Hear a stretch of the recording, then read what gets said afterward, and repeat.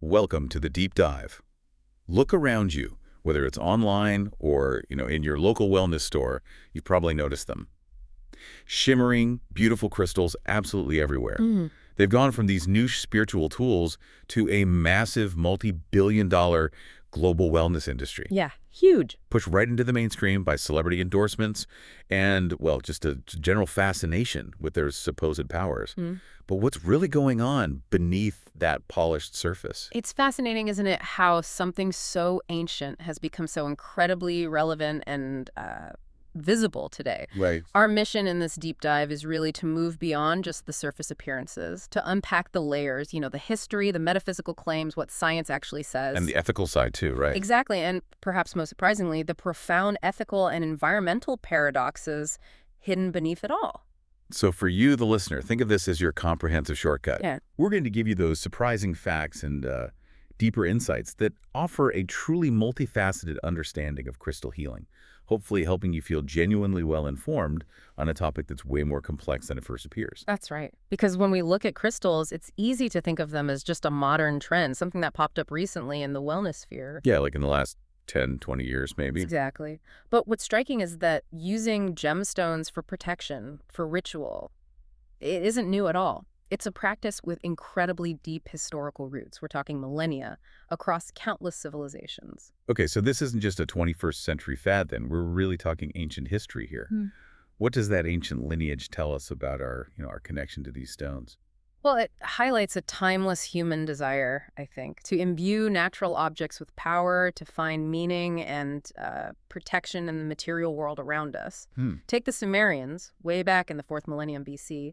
They were already incorporating lapis lazuli and carnelian into magical formulas and amulets, believing they held specific powers. Wow. And the ancient Egyptians, too. They practically wove lapis, carnelian, turquoise, malachite into the fabric of their culture for protection, health. You see it in the burial masks, right? Absolutely. Burial masks, rituals, showing a profound belief in the stone's power, even in the afterlife. And it wasn't just the Middle East. I remember reading something about ancient India. Oh, definitely. Around 1500 BC, in ancient India, gemstones were central to Ayurvedic medicine. Ayurveda. The Vedas, their ancient Hindu texts, describe using sapphires and rubies to balance the body's energy centers, what we now often call chakras. Ah, okay, so that's where that comes from. That concept, yeah, it's a foundational element heavily borrowed by modern crystal healing. And then there's ancient China, jade, revered for over 5,000 years, symbolizing purity, longevity, Yeah. used in burial rites, traditional Chinese medicine. 5,000 years. It sounds like a truly global phenomenon, even way back then. Did the Greeks and Romans have a similar take? They certainly did. The ancient Greeks used kristallos, their word for ice, for clear quartz. They thought it was water permanently frozen solid. Ice? Really? Yeah. And amethyst was believed to prevent intoxication. There's a myth involving Dionysus. Roman soldiers even carried hematite for protection in battle. And this deep respect for natural elements, it's a common thread in so many indigenous cultures, particularly Native American tribes who saw crystals like turquoise and obsidian almost as stone people, Yeah. with spiritual and medicinal properties. Shamans often use them to restore balance. So we have this incredibly rich ancient history, using crystals for protection, for health, for ritual. But how did these practices make the leap to what we see today? Was there like a specific catalyst, a movement that brought them back into the spotlight as crystal healing? That's where the New Age spiritual movement comes in. The 1970s, the 80s. Oh, New Age, yeah. The modern crystal healing practice we know today largely emerged from that movement. But it wasn't just, a simple rehash of ancient practices. It was more a reinterpretation. How s- A blending of concepts, really, like Chinese Qi, the Hindu Buddhist chakra system, giving them a new context. That's a pretty powerful transformation. What exactly shifted in how these crystals were viewed or used during that New Age revival? What's truly fascinating is the evolution in their function. Ancient uses often focused on external threats, Yeah. warding off bad luck, evil spirits. Like protection from the outside world. Exactly. But the New Age revival marked this profound shift inward. Crystals became tools for managing internal psychological states. Stress, anxiety, low self-esteem, lack of focus, that sort of thing. So it really transformed the crystal into more of a self-care tool, something for personal growth and emotional regulation, rather than purely external protection. Precisely. That aligns so well with the rise of individuated spirituality we saw, especially as organized religion began to decline in some Western societies. Exactly. And this shift inward really informs how modern crystal healing claims to work. It's built on a specific metaphysical framework, Okay. and the core principle, it's vibration. Vibration. Yeah. I've heard that term a lot. It's the idea that all matter, including crystals and our own bodies, is energy vibrating at specific frequencies. Okay, and the proponents believe that because crystals have this incredibly stable, sort of perfect geometric structure, Right, very orderly. they emit a constant, unchanging vibration. So the idea is, if your personal vibration is, say, low due to stress or imbalance, coming into contact with the crystal can somehow recalibrate your energy field, bring you back into alignment. Is that the basic idea? That's the essence of it, yeah. And that's how it often connects to the chakra system. Ah, the chakras again. Yeah. Borrowed from Vedic traditions, you said. Yes, exactly. This model posits 7 primary energy centers along the spine, each governing specific organs, emotional states, and supposedly corresponding to one of the 7 colors of the visible spectrum. Can you give an example? Sure, like the heart chakra in the chest area. It's linked to the color green and feelings like love, compassion. Okay, so if someone is experiencing, say, emotional distress, it's viewed as a blockage or imbalance in one of these chakras. That's the belief, yes. And crystals are thought to function as conduits, like drawing out negative energy and letting positive healing energy flow in. That's the proposed mechanism. How does a specific crystal get chosen for a specific chakra then? The key idea is resonance. A crystal's color is believed to directly correspond to a chakra's color and frequency. So, following that logic, placing a green aventurine on your chest is meant to specifically unblock and balance your heart chakra. Within that belief system, yes. But what's really crucial here, and distinctly modern in this framework, is the role of intention. Intention. What exactly does that mean in this context? How does that work? It's often described as the job you assign to your crystal. By focusing on a specific goal, maybe healing, maybe protection, maybe manifestation. Like programming it. Kind of, yeah. You're believed to program the crystal. It then supposedly acts as an amplifier, broadcasting that intention out. This places your individual psychological state, your willpower, right at the center of the process. It's not just the crystal doing its own thing. Right. Okay, so now that we've sort of unpacked the history and the metaphysical framework, let's get into the practical side. If you've ever wondered what a specific crystal is supposedly good for, this next section is for you. But first, a really important caveat here. The claims we're about to share come directly from these metaphysical belief systems. They are not supported by scientific evidence. This is about understanding the belief, not endorsing the science behind it. Precisely. That's a critical distinction. And with that clear, what's striking isn't just what each crystal promises, but how often they're presented as this kind of panacea, you know? Yeah. A single stone addressing everything from physical stuff to spiritual blockages. Right, like a cure-all. Sort of, yeah. Yeah. We'll look at a few popular ones, not an exhaustive list, of course, but just to illustrate the breadth of these claims. Got it. So, let's start with one of the most widely known, clear quartz. Often called the master healer. What's its purported role? It's considered the most versatile. It's believed to amplify energy, thoughts, even the effects of other stones nearby. Amplify. Okay. Its core function within the belief system is to absorb, store, release, and regulate energy. So proponents use it for, well, almost everything. Like what? Stimulating the immune system, balancing the body, promoting emotional clarity, offering protection from negative energy. Spiritually, it's strongly associated with the crown chakra, believed to cleanse all chakras and facilitate a higher connection. It's seen as the all-around enhancer, really. Okay. Next, we have amethyst, known as the stone of serenity. That name alone gives you a pretty good sense of its primary claim, right? It does, yeah. This beautiful purple quartz is really cherished for its calming, protective, and spiritually enhancing properties. Historically, it was about sobriety. Right, linked to preventing intoxication. Modern claims kind of extend that to helping with addiction, but also reducing headaches, inducing serenity.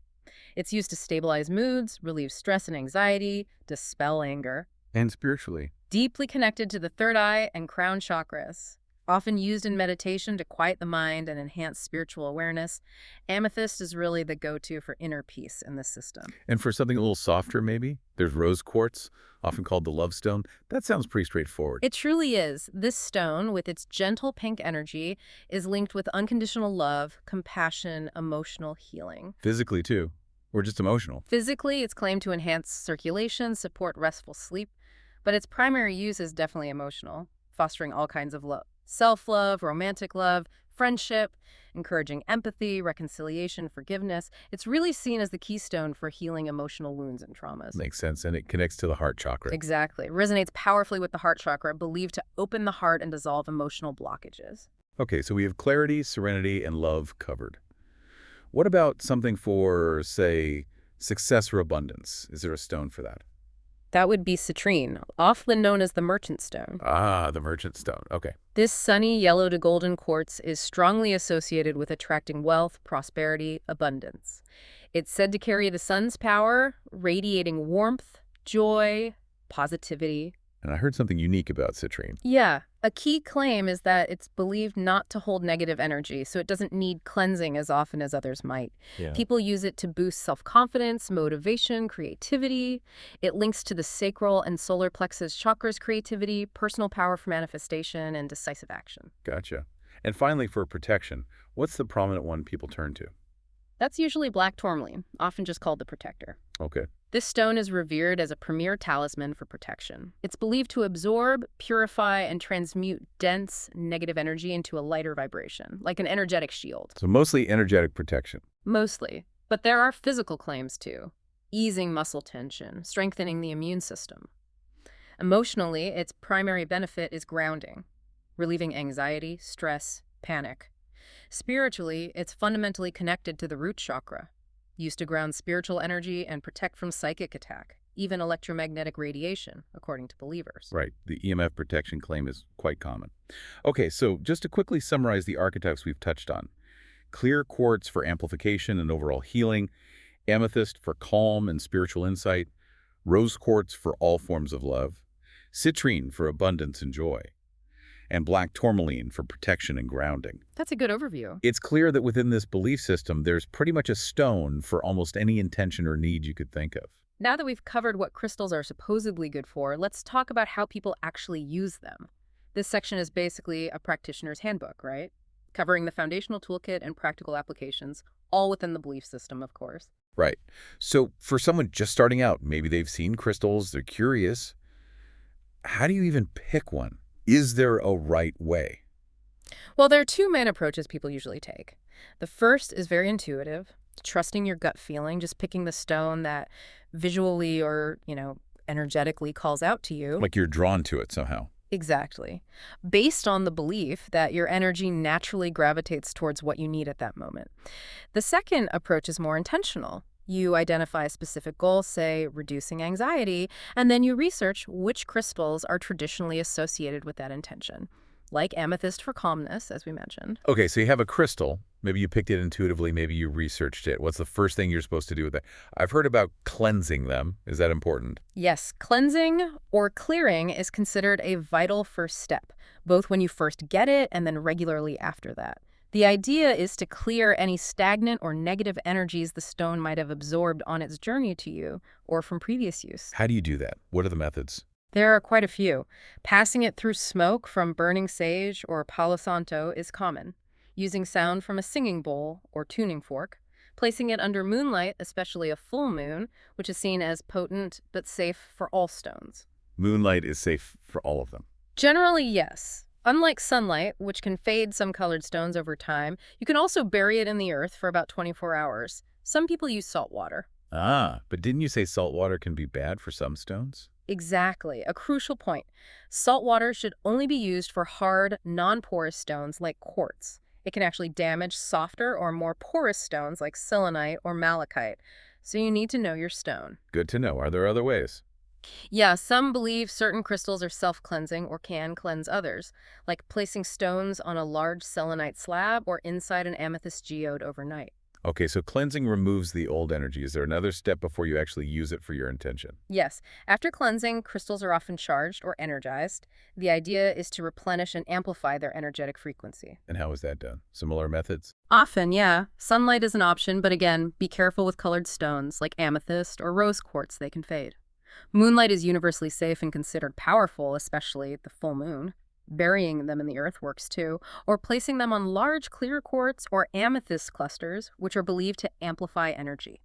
Right. And then comes programming, which you mentioned earlier, setting intentions. Yeah. How exactly does that work? Walk us through it. This is seen as a really crucial modern step. You're essentially assigning a specific purpose, a job to your crystal. Okay. It usually starts by getting incredibly clear on your goal. It should be specific, positive, and phrased in the present tense. Something like, I am confident and protected, not I want to be. Present tense. Got it. Then typically you'd enter a quiet meditative state, hold the crystal, take some deep breaths, and then you infuse it with your intention by focusing intently on your goal, visualizing it, maybe speaking your intention aloud, or silently repeating it. And then The ritual often concludes by expressing gratitude, feeling thankful for the crystal's help in achieving that goal. Okay. So the crystal is chosen, cleansed, charged, and programmed. Now what? How are people actually using them in their daily lives? What are the common applications?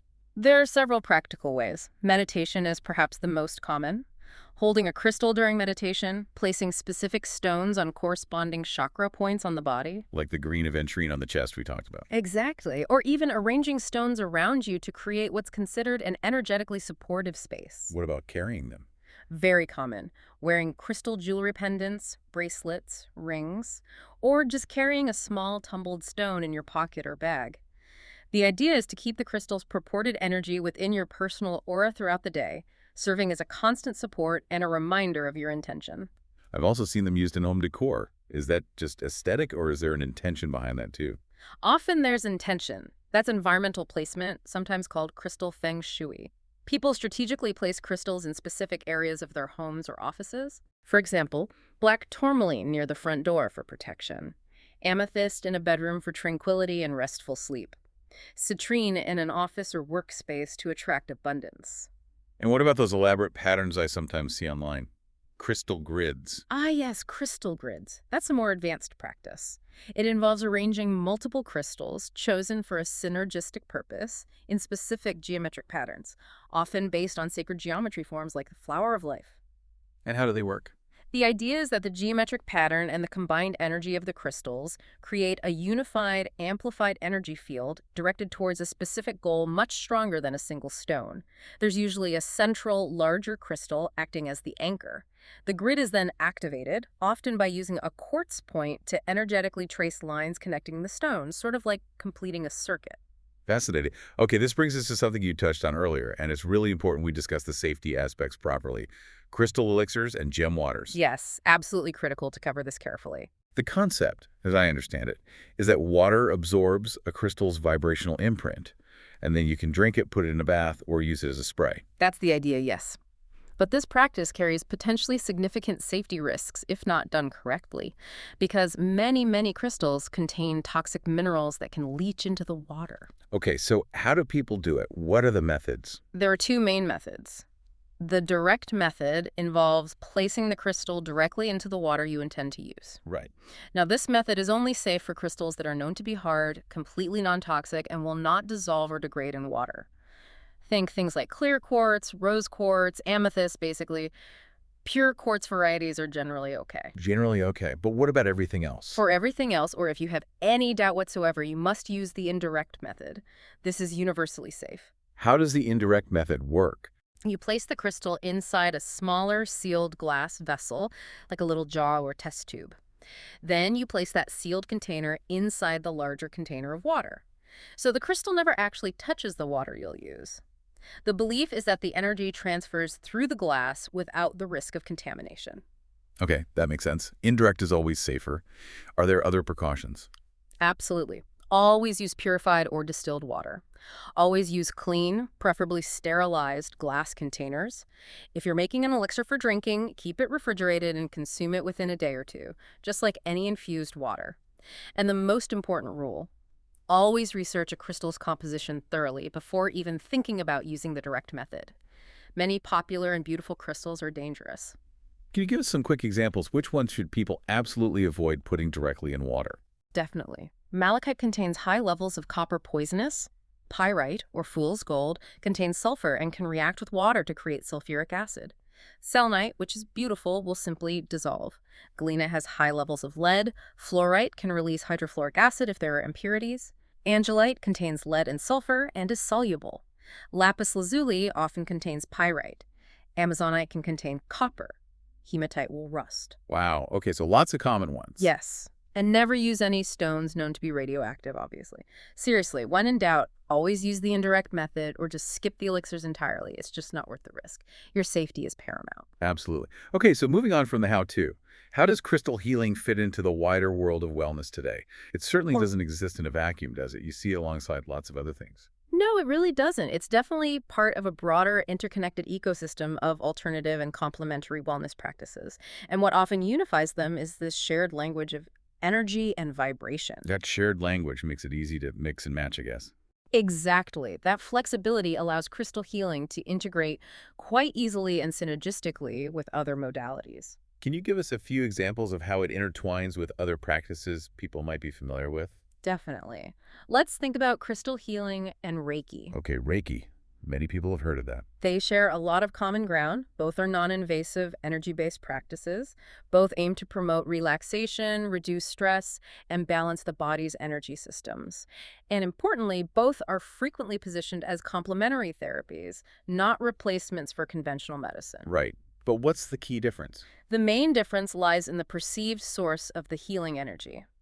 In Reiki, the practitioner acts as a channel for universal life force energy, often called ki or chi. With crystal healing, the therapeutic properties are believed to be inherent within the stones themselves. So one is channeled, the other is inherent. Is there synergy? Yeah. Absolutely.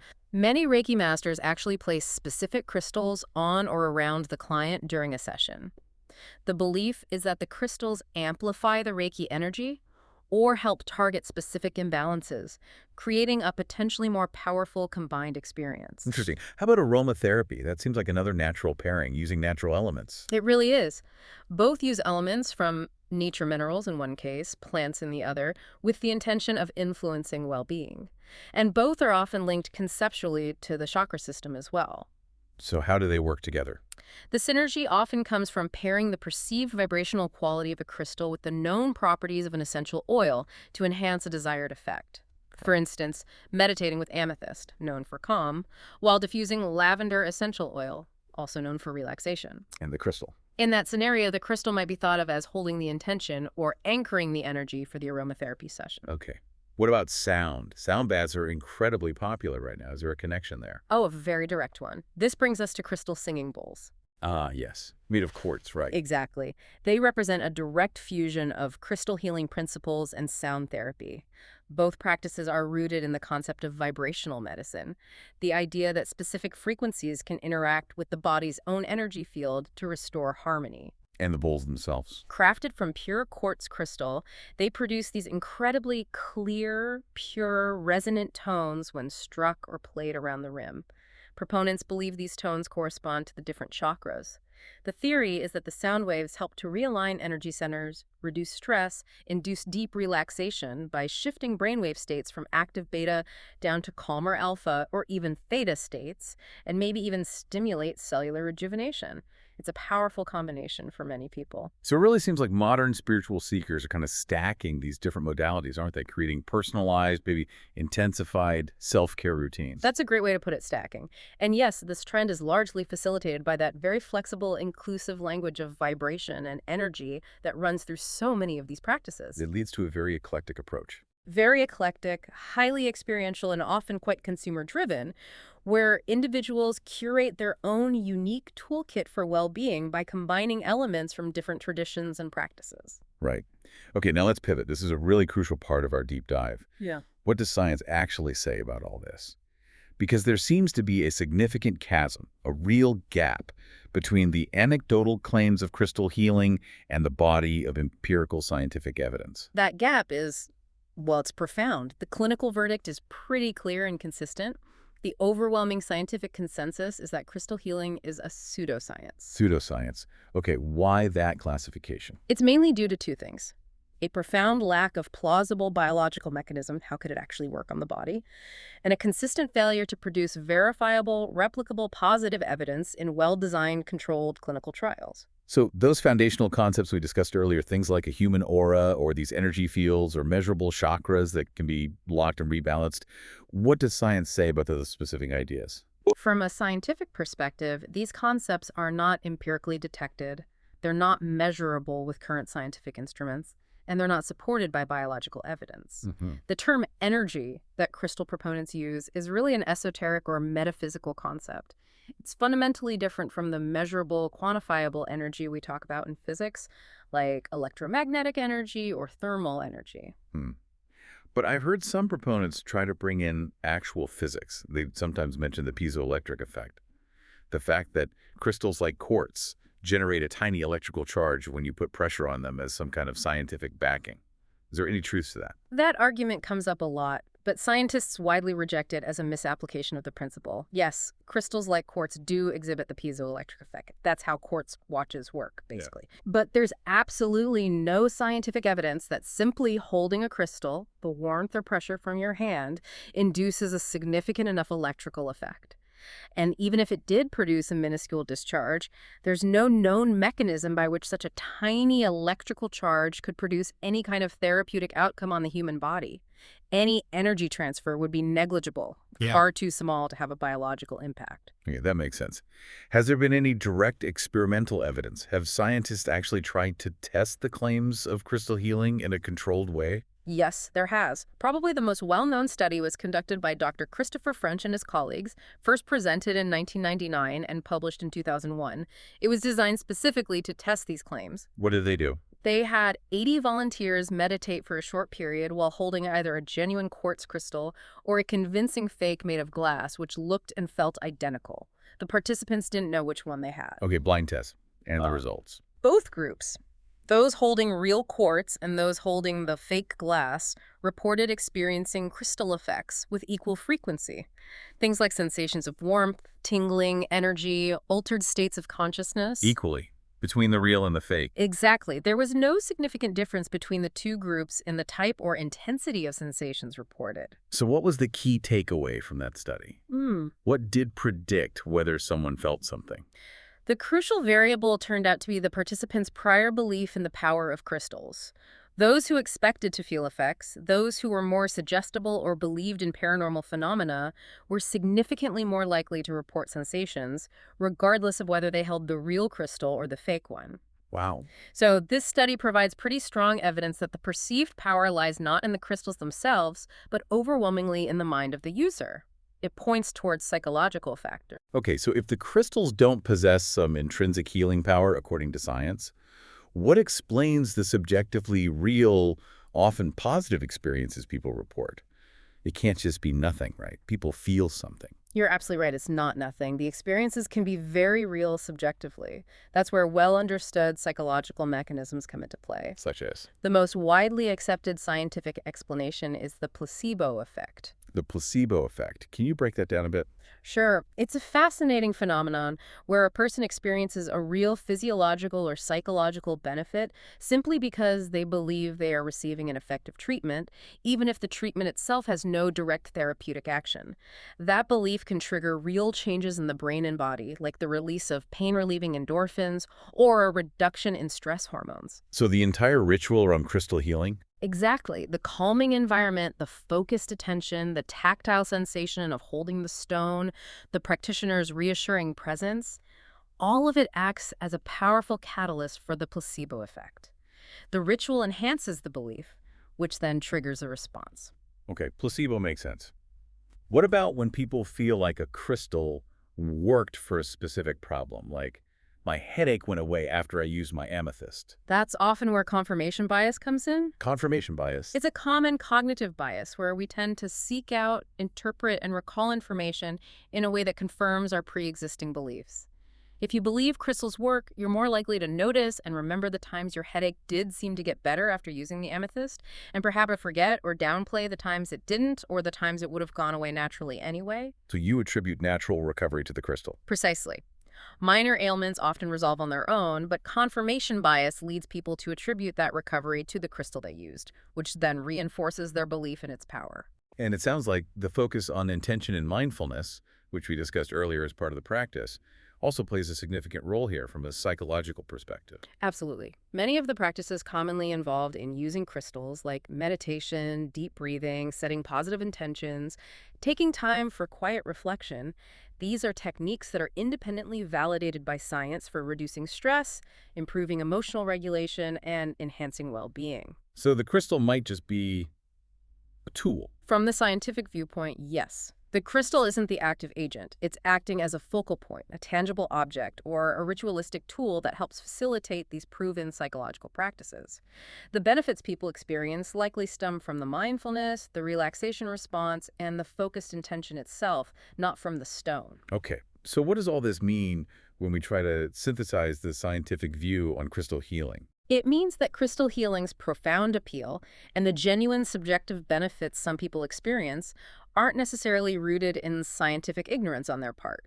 Instead, it seems to be rooted in its remarkable ability to harness incredibly powerful psychological forces. It's not just placebo, then.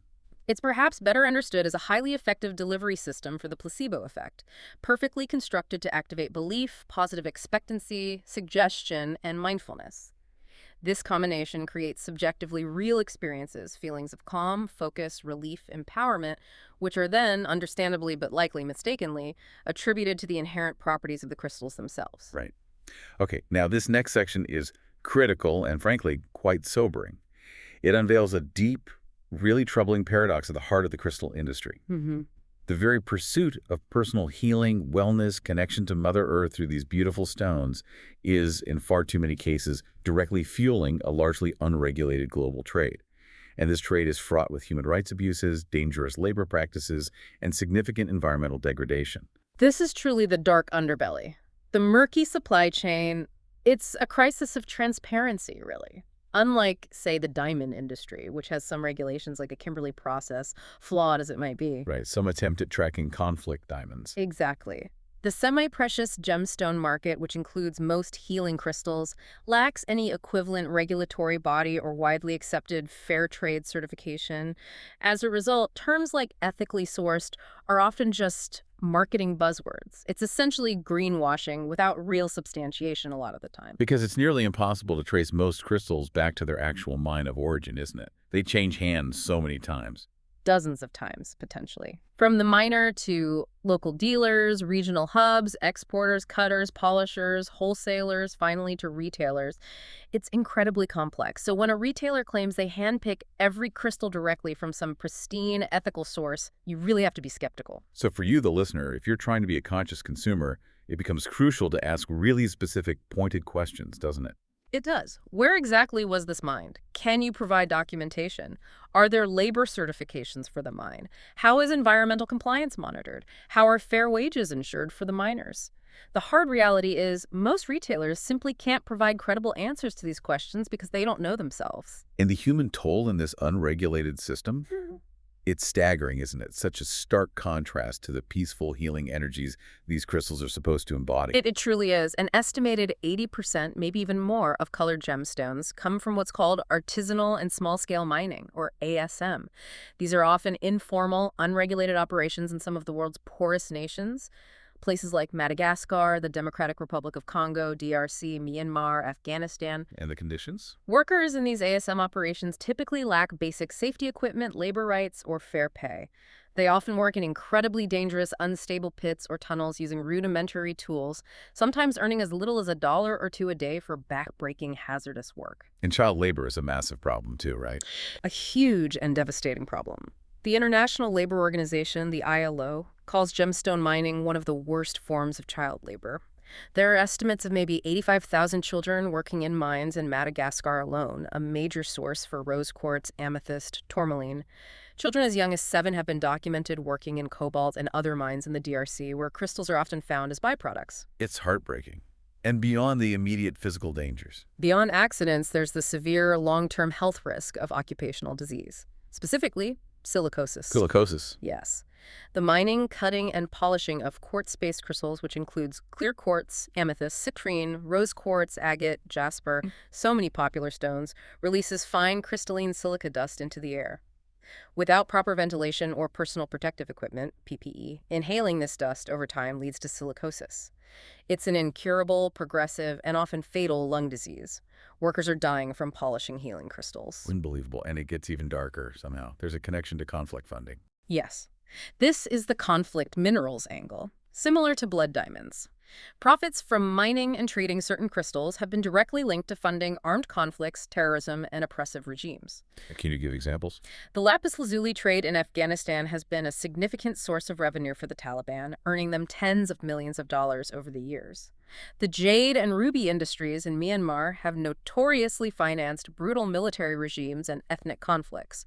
And even popular stones like tourmaline and citrine can be problematic, as they're often found as byproducts in gold, copper, or cobalt mines in conflict-ridden areas like eastern DRC, where mining revenues fuel violence. So the very crystals people buy for peace could be funding war. It's a deeply disturbing possibility in many cases. And then there's the environmental footprint, which is equally grim. How so? What does mining do to the environment?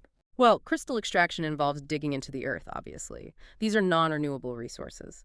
Mining operations often require clearing vast areas of vegetation, removing topsoil, digging huge pits. This leads to deforestation, severe soil erosion, habitat destruction, and sometimes sinkholes. What about water?